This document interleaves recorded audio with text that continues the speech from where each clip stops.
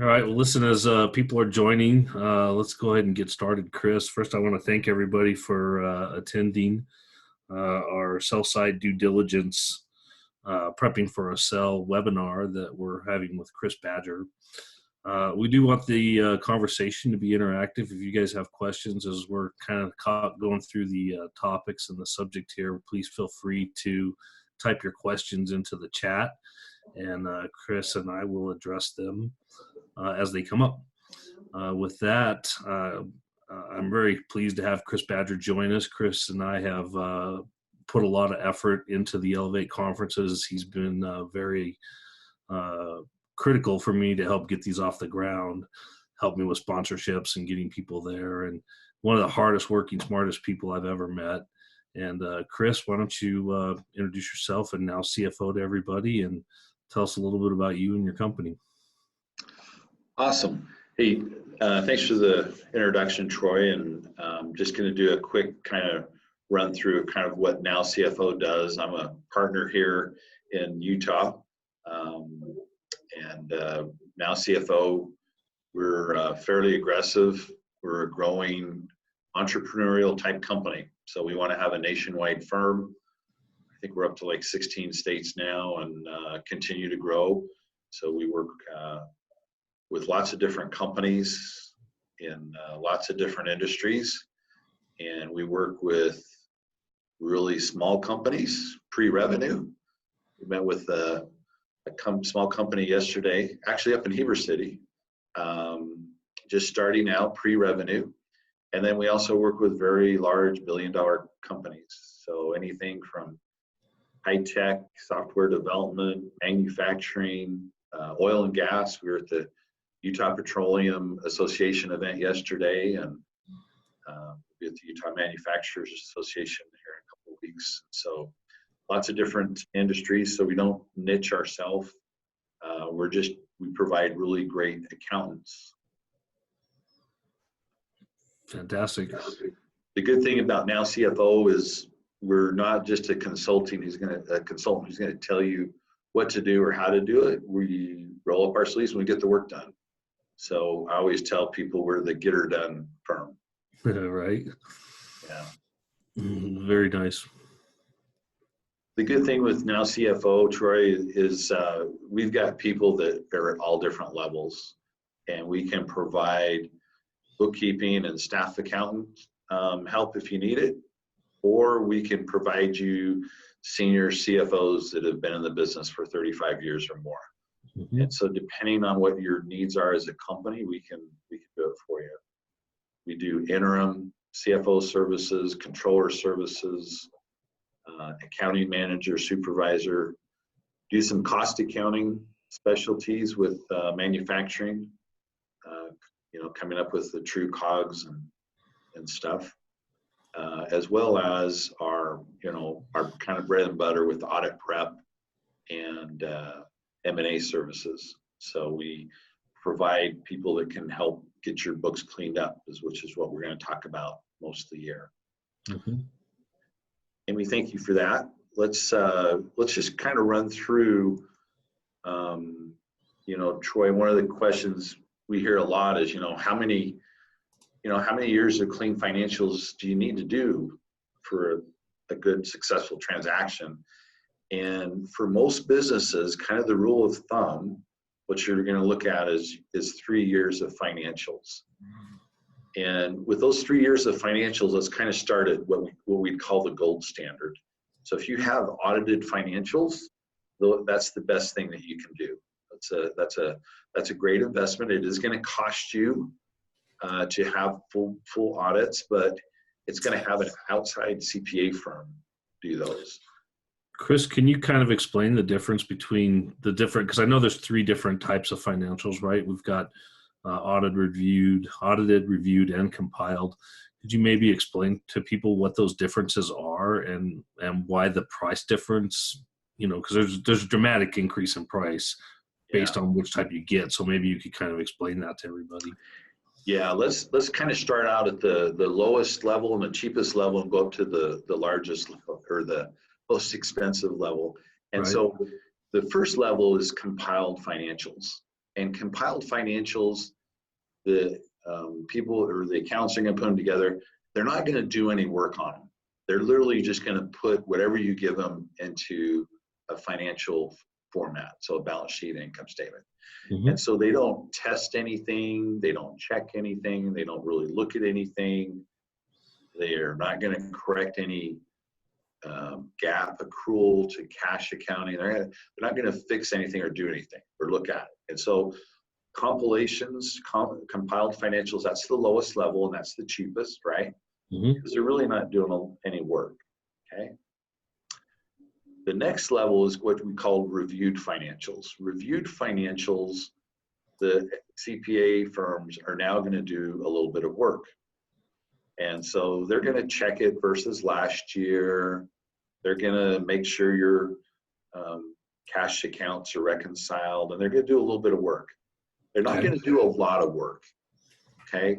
And so reviewed financials are kind of that mid-level. And for closely held companies, that's usually a level that lots of privately held companies do, is just a review. And again, they do some work, they don't do a lot of work. And when they give you the report from the auditors, they don't give you any assurance on them, okay? The highest level and the most expensive level is audited financials. And so as audited financials, that CPA firm is going to come through, they're going to do a lot of work, right? Now they're going to test your accounts receivable.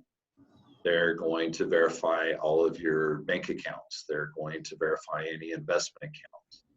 They're going to make sure that you're recording things in according to generally accepted accounting principles. Okay. Mm-hmm.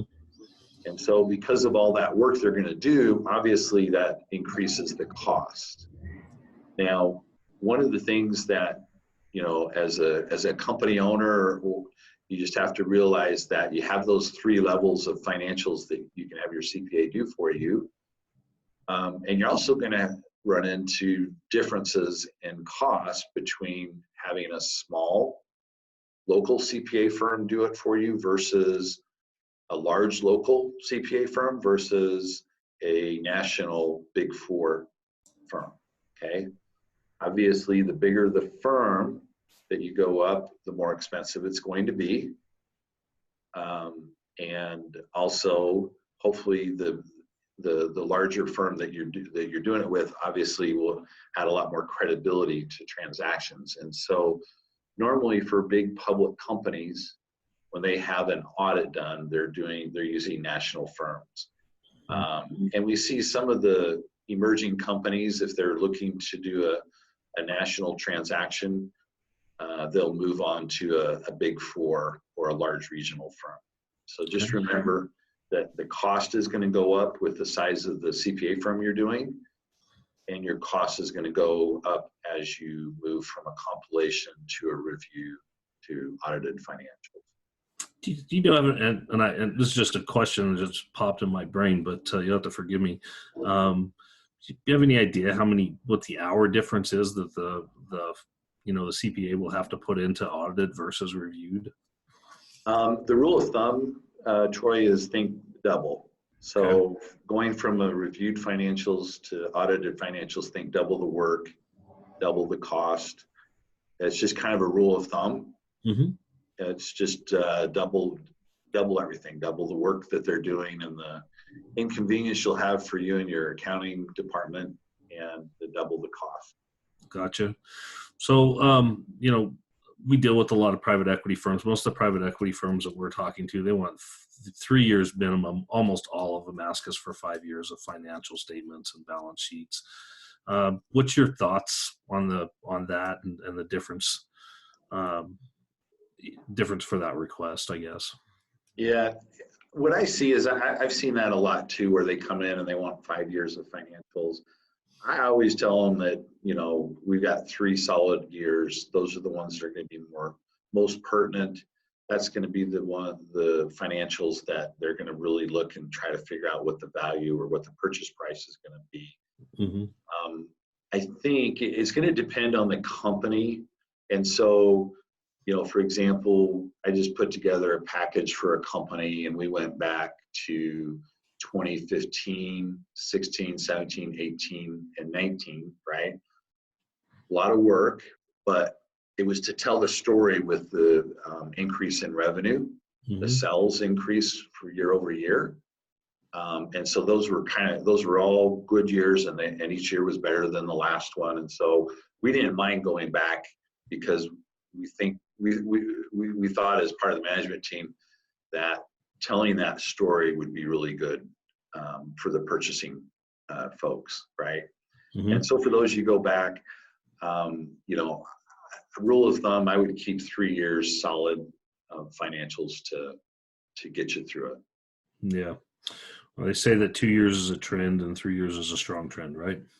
That's right. That's right. That's right. So let me ask you this question from a business owner's perspective. What's really the value? Okay, I've got these audited financials. I just laid out all this cash for this. How does that really benefit for me? What does that mean? Yeah, let me just give you a quick example. I was working with an e-commerce company back in 2017.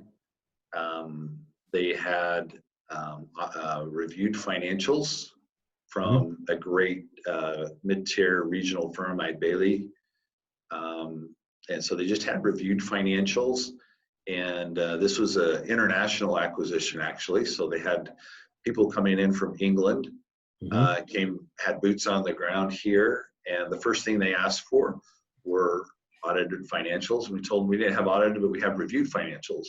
Right. And those 3 years of financials became the foundation and the basis for everything that purchaser put together on the company. Wow. So that's where all their models came from. That's where all their valuation came from, was those 3 years of reviewed financials. And so if we did not have those, I think it would have increased the time, the cost, and I think it would have impacted the valuation that we ended up getting. We'll talk a little bit. Yeah, I agree with you on that. And we'll talk a little bit about that. We do have a question that says, Jason wants to know if it's 3 years of audited or just 3 years of reviewed financials, which is better. And, I know you and I were talking a little bit earlier about Domo and some decisions that James made, the owner of it, reviewing the way he took income in. Yeah. And the cost of that in his valuation. So maybe this is a good time to bring up that and talk about that. It's kind of, depending on obviously, if you have 3 years of audited financials, that's great. But also think of it as if you have reviewed financials and then audited financials, that's going to show a great trend with the company, right? Because the owners are kind of investing in the future and knowing that, hey, we had reviewed financials last year, we want to move up to an audit this year. And so I think there's going to be more value in that last year. And it shows a good story there. Obviously it would be better if you had all 3 years audited, but I think that's a good story too. Yeah, Jason he's asking a little bit further into the question. Obviously audited financials would always be preferred by a PE group. I think a strategic buyer would prefer that as well, like a corporate buyer, even a financial buyer. I mean, every buyer that I've talked to personally, when we just give them the income and balance sheets that aren't reviewed, aren't audited, lots of questions come up, and a lot of questions, when we have our interviews, are directed around these questions. So getting those, taken care of, get them reviewed or audited, is going to have a huge impact, in my opinion. He also says, 3 years might be a long runway for owners to see ahead in time and get audits going that far in advance. I guess surmising that is the audited really the expense that's spent? Is it really going to make that much of an impact if you are continually having audited reports? I think so with the company as you're growing, and if your goal is to have a big transaction in the future, that those audited financials are going to be the foundation for the financial story that you're going to tell those purchasers, those buyers. And so I think they're a very important part. It is more expensive. And, that's, the company I gave the example with, the owners, I mean, that was their baby. And the cost for those reviews came straight out of their pocket, right? Yeah. But they knew that was part of their plan. They knew they wanted to sell the company, and so they were investing in it. The buyers came in a little bit sooner than what they had thought, because in the following year they were actually planning on moving up to an audit. So I think they're a strong foundation for value, and what you're going to get is the purchase price. Okay. I agree with you on that, by the way. Let me ask you this. What's a best quick, easy way to add 10% to your company valuation? Troy, I think one of the easy things that, well, it's easy to say, but it's a little bit harder to implement, but to add value to your companies in the accounting arena, the best thing you can do is think of an investment in your people and an investment in your systems. And so systems, I'm talking about mid-level ERP and accounting systems. And so if you're going to go through a transaction and you want, more than $1 million for your company, then you should have a better accounting system than QuickBooks, right? And so accounting and ERP systems are very expensive, but they can pay back a lot of money in a transaction. And so having the right systems, and also the people. So if you're going to be going through a transaction here, do you want your part-time bookkeeper to help put together information for you and deal with due diligence requests, or do you want a professional that's helping you and advising you through the process? And so as you go through, think people and systems, invest in those people and systems, and that's going to pay you a 10% or more on your valuation of your company, especially when you can answer due diligence questions quickly and easily. And you have the systems where you can dig into the data, right? Because bigger companies that want to purchase other companies, they're going to want lots more data, and having the systems be able to pull the reports and pull that data is going to be very helpful as you go through that process. So always think of investing in your people and investing in your systems, and that's going to pay you a 10% or more on your valuation. Okay. Just got another question. Would DealerTrack be considered a proper accounting system for PE groups to approve of?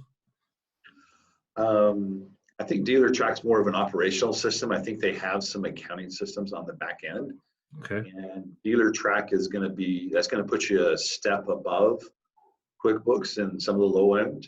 And as long as you can get down to, specifics. So with that, you should be able to track vehicles as they come through the process, and track them from kind of purchase to sale. And so I think that's going to get you the data you need with that. So I think, yes, again, for your industry specific, it's a great step up from a QuickBooks environment. Okay, perfect. One of the things that we promised to get into here a little bit, and this kind of leads into this 10% question we were just talking about, Chris, is, the one-time review of add backs, owner add backs and personal expenses. And what are your thoughts on that, and the credibility of the books and the accounting systems? And, how do we make sure that we've got a strong financial accounting system in place? Yeah. So think about it. If you're going to present your company to outside people, outside purchasers, you want to give them a clean presentation. You want to keep your books clean and professional. And so that means, as much as possible, you separate out the owner's compensation and benefits that they're taking out of the company. A lot of closely held companies, the owners, you have this commingling of expenses. And as much as possible, I highly, highly, highly recommend, as an owner, pay yourself a fair salary, and then pay for those, the 4x4s, razors, the boats, and all those things that you'd like to run through the business, keep it separate, okay? Because as you go through a transaction process, everything's going to come out, right?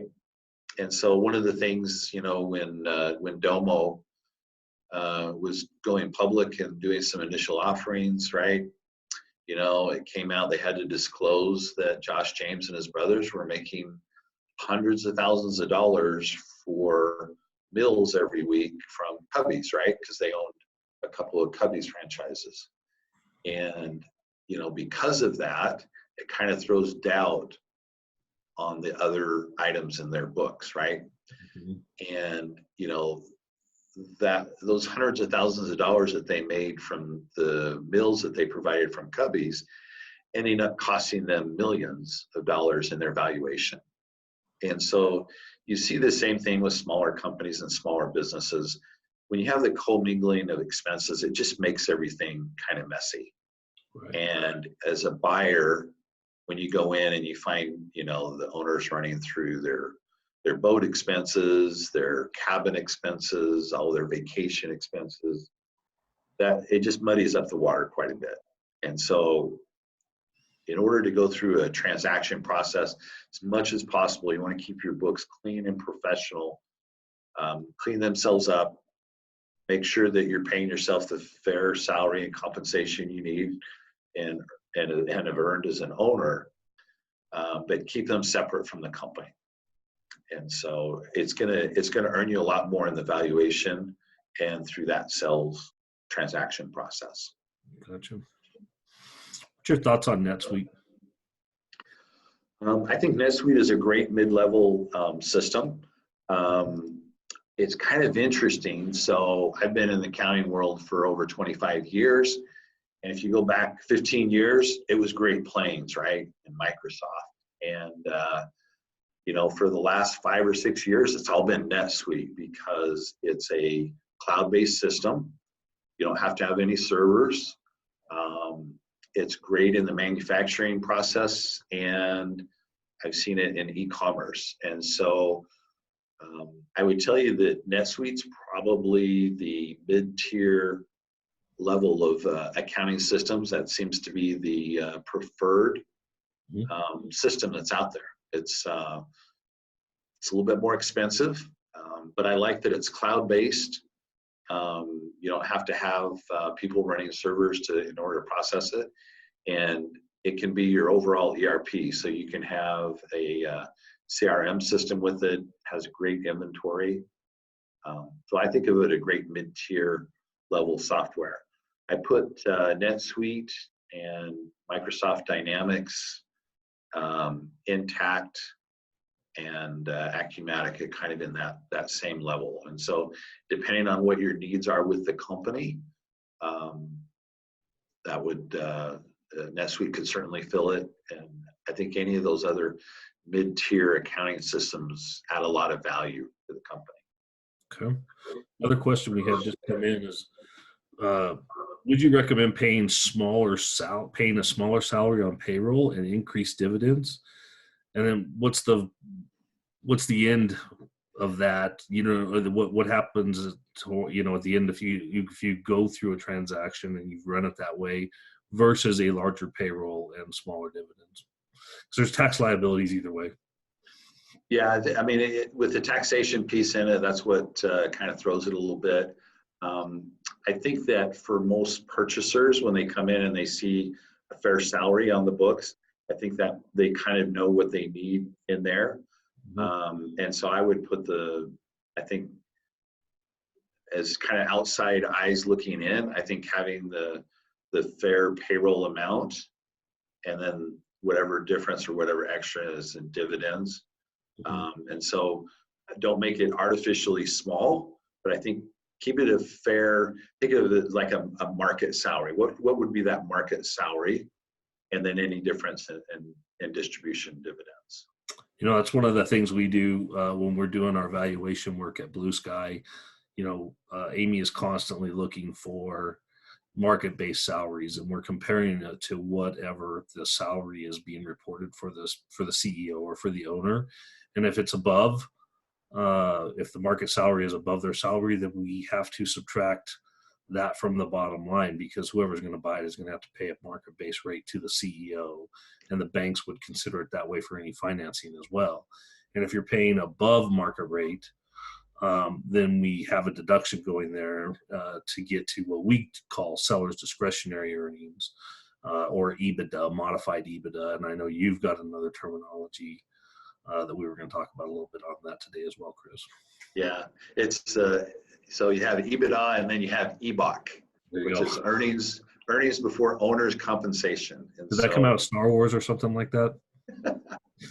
I ran into this quite a few years ago with some owners, and they were great guys, but they all had homes up in Aspen and Vail, and so they actually did use their homes for a lot of entertainment and ski parties and ski things, but keep those owner expenses, don't commingle them, have them out, and so you have a good earnings or EBITDA. And it's easy to show just what the compensation was, right, for the CEO or the owner, and you don't commingle those type of funds. Yeah, very good. I agree with that too. We spend a lot of time trying to justify those types of salaries and add backs and making write-ups and markups about that kind of stuff in our valuation reports. Yeah, it's easier when you only have to add back one line, right? Compensation. Much right? true. Yeah. When you start putting in boats and razors, or my favorite, planes. Planes, right? I had one gentleman that I was working with on a sell side transaction engagement, and he had razors that he had bought, and they were on his balance sheet in his company, and he was offering them as part of an enticement to buy his company.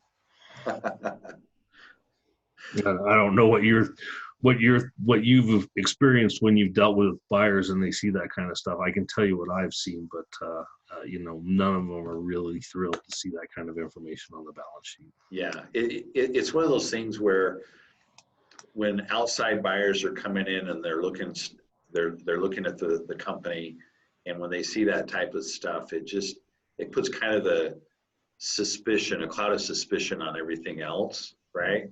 Yep. And it's just going to take a lot more work and explanations. And I had one a couple of years ago. This was like about a $40 million transaction, and the owner had a Jeep. That was his company car, and he used it. He was traveling to clients, and it wasn't a personal car, or he was using it for business, right? Mm-hmm. But the buyers just couldn't get past the fact that it was a Jeep, right? Why did you have to have a Jeep? And it was a big Jeep. It was nice. Right. But we just went round and round with that, and at the end of the day, we just before the transaction went through, we just had the owner buy it, take it off the balance sheet, just because it was a sticking point. Yeah, absolutely. Well, and that leads us into kind of analyzing. We've got just a couple of minutes left before that bottom half of the hour, and I know we promised everybody we'd be half an hour on this presentation. So those of you that want to jump off at 12:30, feel free to, and those that want to stick around, feel free to as well. Where do we get started with everything we've been talking about? How do we get to the basics, and how do we really start positioning, Chris, for a transaction down the road, perhaps, or just running a more efficient and better company at the end of the day? I think the best way to start out, and it's kind of, think of it, at the end of the day, football is blocking and tackling. And for accounting, you're going to go back to the basics. You're going to do your blocking and tackling, and you're going to make sure the balance sheet is cleaned. And when the balance sheet is clean, then that makes your income statement correct, right? And so you're going to start with your balance sheet, and you're just going to run through and make sure that your accounts are reconciled. So you start out with cash, right? Your cash accounts every month, you have a bank statement. You have those reconciled. If you have items that need to be reconciled, don't leave them on there for more than 2 months, right? So you shouldn't have stuff in your reconciliation that's a year old. When we go into companies and we see still dated checks from 2014 that are still out there, we just need to get those cleaned up and taken off. And so Make sure you've got good reconciliations and that there's nothing that's out there that's old. Okay. Let's As you say, move, oh, go let's ahead. say, let's say, Chris, that somebody doesn't do this reconciliation and doesn't do this. They get into a transaction, they get an offer. What's the worst case scenario that could happen if somebody starts finding all of these gaps, if you will, in the books, in the reconciliation? I mean, I have a pretty good idea of what's going to happen from my perspective. From your perspective, what do you see happening when buyers see this? When buyers see issues with reconciliations and cash and issues with the balance sheet, just think it starts discounting the purchase price, right? So we're renegotiating the trade as And well. renegotiating, because if your cash isn't reconciled and there's big differences between what's in the bank statement and what's in the books, if you don't have those reconciliations, you can't show what's really there and that what has gone through the bank accounts has been recorded correctly. And so that's when people, they just start renegotiating and discounting down. I mean, they just Right. they don't want to mess with it because they just don't know. If they're not reconciled, it's that cloud of suspicion again, right? You just don't know. You hope that everything's been recorded, but you don't know. That's right. And going back to our initial conversation, audited financials precludes all of these conversations. Yes. See, the audited financials, think of it as you're going to go through and you're going to have your balance sheet and statement cleaned up every year, right? It's part of that process. Yeah. You can't go through an audit and not have your balance sheets reconciled, your cash accounts reconciled. That's part of that process. Yeah. I've personally seen financials and the balance sheet is the same for 5 years in a row. Just absolutely no difference. I'm like, oh my gosh, how is the company so static, right? There is no reconciliation on the balance sheets. The best one that I saw, we had a company, they had 5 locations. We had to go back, 2015 to go back to get all their fixed assets on the book. So these guys had bought over $4 million worth of equipment, and fairly expensive equipment and long life equipment, but they purchased them through a kind of in their minds, it was just a lease, a rental, but it was really a lease to purchase, but they'd never recorded them. And so when you got the balance sheet, there's no assets, but millions of dollars of assets just hadn't been recorded because they just expensed all the lease payments. So, right. And aren't they kind of stepping over some tax deductions, and there's some tax advantages for making sure that these things are correct as well, right? I mean, there's a whole depreciation factor schedule that could be potentially missed there, and a whole bunch of other things that I can think of. Yeah, you want to make sure if you're doing a good audit, it's going to make your taxes very easy to do. Yeah. We got one more question just came in. He's got to jump off shortly. Wondering if you can shed any light on multiples for large independents, 65 to 70 million in revenue, multiple locations. These things are industry specific, these types of questions, and they're also EBITDA specific as well. But I'll let you fill that too, Chris. Yeah, I was going to say, depending on the industry, obviously high-tech software, those type of SaaS companies, you're going to see a little bit higher multiples. Yep. For large independents, you can see multiples anywhere 2 to 4. Again, depending on the industry, and also depending on the buyer, right? And so when you have a large strategic buyer that's going to come in on that company, that independent, obviously they're going to be paying a premium for the operation you have setting up, because you obviously at 60 to 75 million, you've done great job with that, and so you should be getting a premium for it, but it's also going to be kind of industry specific, and so, but anywhere 2 to 5, depending on the industry.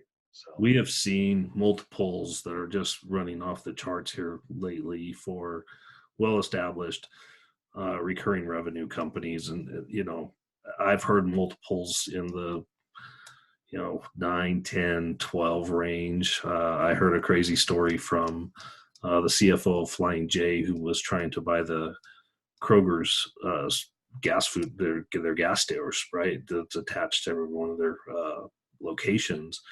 And they were talking multiplier. He sold at a multiplier of 13 times projected revenue. So Wow. multipliers are crazy, especially for strong middle market companies, lower middle market companies. The multipliers are crazy. But it is industry specific, and it really depends a lot on who the buyer is. Whether that's the best bet is a strategic buyer, but the strategic buyer could be in the form of a PE buyer that already has a platform in your industry and is looking for bolt-ons or add-ons into that platform company, and they become a strategic buyer at that level. Yeah, and I think that there, obviously, with that premium, you're gonna be asking for more. But yeah, it's I don't see any slowdown for 2020. There still seems to be a lot of companies out there that are on the transaction block, and lots of opportunities for business owners. I mean, I don't see any slowdown, and there's a lot of money out there that they're trying to put to work. Yeah, I've heard the number for private equity is around the $1 trillion mark that they have in liquid capital that's ready to be put to work. So some of the numbers I've heard. You want to continue talking a little bit more about the balance sheet, Chris, or have we kind of wore through that?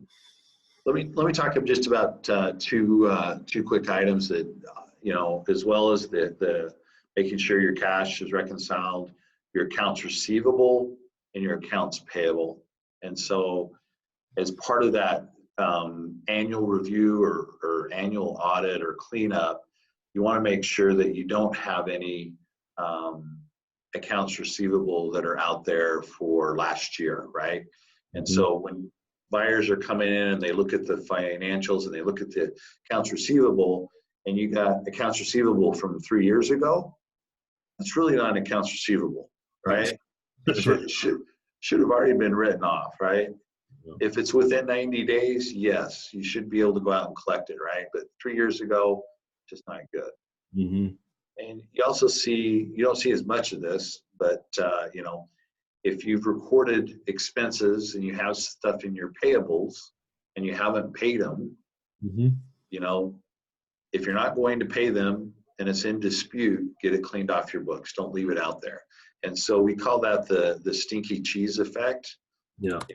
If stuff is more than a year old in those, they shouldn't be there. Okay. So as part of your annual cleanup, whether it's an audit, whether it's a review, even for tax purposes, if you've got stuff in your accounts receivable or accounts payable that's that old, let's get them cleaned up and get them off the books. Okay. You want to be professional. Those accounting books and records, that income statement, balance sheet is a reflection of your company. And you want to make the best introduction. You want to make a great introduction for your company to these outside buyers. And you do that by having clean, professional books. Right. What about obsolete inventory? Get it off the books. If you're gonna sell it, get it out. Years and years ago, at a medical equipment manufacturing, we had a discontinued line.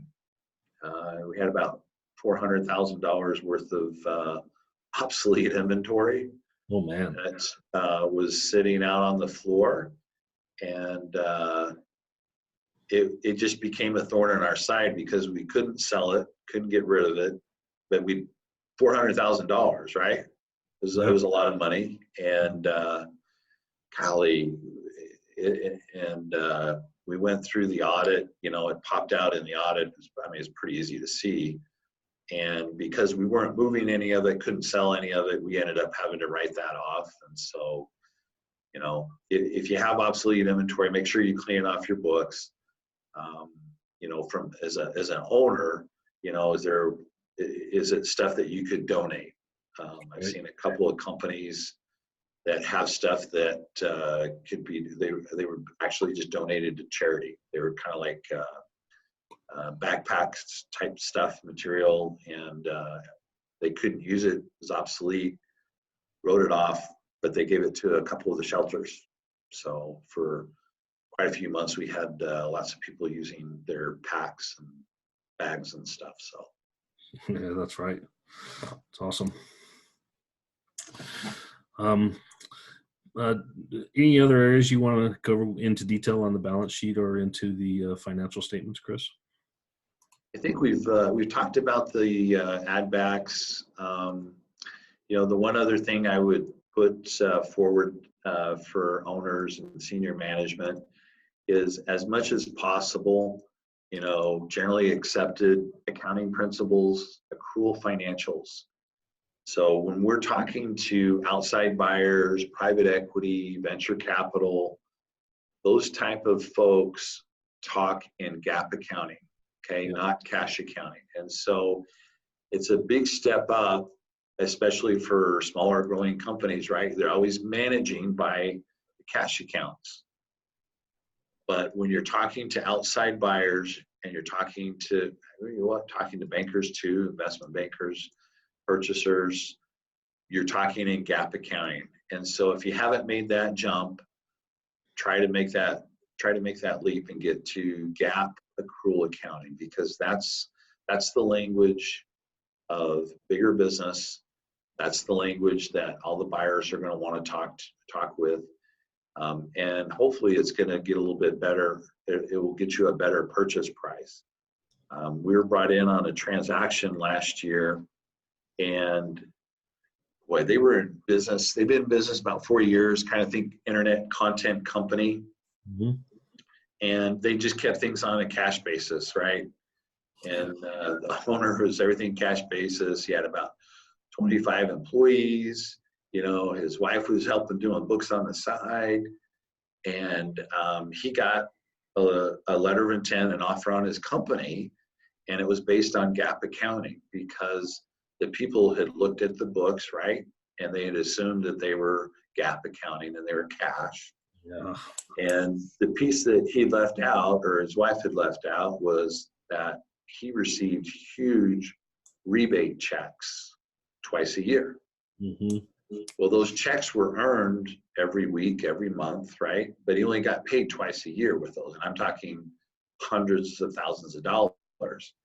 And so we went back for 2 years because the LOI, letter of intent, stated GAAP accounting. We went back and we restated his financials for the 2 years. Right. It added almost 1.5 million to his purchase price. Now, the purchasers weren't very happy with that, but we laid it all out, showed them what we had done, had all the attorneys there, had about 6 attorneys at the table arguing over it. Right. And because they had put GAAP accounting, that's what we ended up settling on. But it was $1.5 million more in that owner's pocket because of getting the books on a GAAP accounting basis, right? So make that jump. Seems very rare to find hidden money like that most of the time. So that's awesome. Yeah, that was a rare case, but it was very evident to see once we reviewed his financials for a couple of years, right? Because the buyers had just come in and, hey, look at last year's financials. They did an offer, a multiple, and it was like, well, yeah, but we've got all this more coming in this year, right? We haven't got the rebate checks yet. Yeah. So, what about hidden liabilities, Chris? I don't think that's something we've really addressed yet. You know, I would tell you that as you go through the balance sheet and you're cleaning up stuff and looking at things, make sure you ask the questions as you go through. Do you have any litigation that's out there? Right. For most companies, hopefully that's really not an issue. You know, and when I talk about litigation, you know, you're going to look inside the company, you know, if you have any disgruntled employees or you have anything that's out there, or any litigation from outside the company. The other big one that I've seen come up this last year has been the sales tax liabilities, right? I've had 2 different companies get through, you know, the LOI, and then in due diligence, they've just gotten killed because, you know, their main operations were here in Utah, and, you know, were selling millions of dollars throughout the U.S., but they were only collecting sales tax in Utah. And because of that, they had, $1 million of adjustments for taxes, unpaid taxes that they think that California, Florida, New York, and a couple of other states were going to come after them. And so, the sales tax, it's after the Wayfair Act came through, about a year and a half ago, that's just really changed things for a lot of companies that sell through e-commerce, or they sell online or do those sales and haven't been doing the proper tax collection. Because for a private equity buyer or a strategic buyer, they're going to automatically discount the purchase price and start renegotiating. So that type of hidden liabilities, make sure you've got taken care of on your balance sheet. Yeah. One thing, I used to run a construction company years ago, and one of the things that we had no idea about it, but we were working in the mountains of Colorado, and Aspen City sent us this nice little letter and said that based on their guess of our volume, we owed them $150,000 in a thing they called use tax. And so maybe you can talk a little bit about it, because this is a hidden liability. I mean, I had no idea this was coming until the letter showed up in the mail. We fought successfully and were able to get around that. But, this is definitely a hidden liability. As a business owner, you may not even know that you're subject to it. Yeah. I mean, the sales and use tax, wherever you're doing business, everybody wants a piece of the pie. So they're going to try to get a cut of it wherever they can. And so if you're in the construction business, you've got to track everything as it comes in, as it's being put to use, and you're going to have to pay whatever sales and use taxes are due on that. So those are things you've got to watch out for and plan for. Another one that came up last month was payroll taxes. Yeah, we had a company that they were probably about half their workforce were contractors. Mm-hmm. And true contractors. They didn't come to the office. They were remote, doing stuff. And the state of Utah and the feds came in and did a payroll tax audit. And all of a sudden now we're going back 3 years and settling for thousands and thousands of dollars in back payroll taxes that we haven't paid. We haven't done a final settlement with it, but it's going to cost them a couple $100,000 that they weren't planning on last August before that audit started. So there's always things that are out there.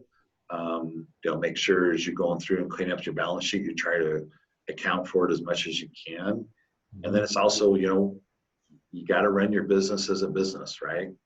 And, you may think they're a contractor, but I can tell you what, after that, going through that audit with the state of Utah and the IRS, boy, anybody who's working for you who is not another business, that means does not have another separate business set up, they're going to treat as an employee. Doesn't matter, even if they never come to your office, they're still going to be treated as an employee and subject to payroll taxes. Painful. We got another question here. What's your view on the impact of business-owned real estate for operations, the headquarters, and valuing the business in a transaction?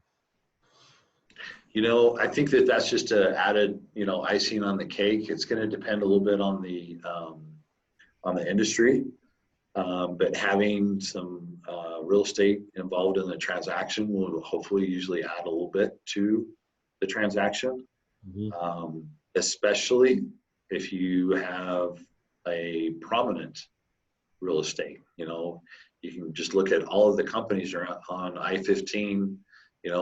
Pluralsight's building here in Draper is not going to be open for, I think, another 9 months or a year, right? But their name's on the building. Right. It's half finished, right? We have Purple have moved down from Alpine, their headquarters, to right off I-15 so they can put their sign out there, right? And so having that type, I call it the the 10% sign, right? All you got to do is have a sign that's can be seen from the freeway, and you just added 10% to your valuation. Right. So having some owner real estate is, depending on the buyer, can add some value to it. You want to make sure that property is is good for the business. Whether it's just office space or warehouse space, and that in the future, the buyer, that it would be part of the future operations, right? And so we've got a couple of great clients that are in construction and having their own construction building, warehousing, and storage for equipment and other stuff. Just adds a lot of value for that company, right? We typically value the real estate separately from the business, unless the real estate is the business, if that makes sense. Sure. But we typically try to run that value separate. We look at that as two different ways that can either be leased and it becomes an annuity for the owner, or lease back, or it can be sold and then it does provide value. And they're taxed differently too, I believe, Chris, right? I mean, you've got a different tax basis on real estate than you do on blue sky of a business. Yeah. So think of it as that in that sales transaction, you're going to have capital gain, you're going to have ordinary income, and then if you're going to have rental income in the future, it's that rental real estate passive income. And they can be taxed very differently. Yeah. Awesome. Unless somebody else do you have anything else you would like to add, Chris, before we start? No, I think this has been a great discussion. And so just kind of on the top items to go back to is prepare for a transaction, people, and systems. Yep. And then the biggest thing, clean up your balance sheet and your income statement. Have professional financials, hopefully audited for 3 years. Keep it clean, keep it professional. Separate out those personal expenses. Invest in your systems, invest in your people, and they'll pay back a lot in that transaction price. Well said. I couldn't say it better myself, Chris. It's been a pleasure talking with you, Chris. I appreciate your time. I don't see any other questions coming in.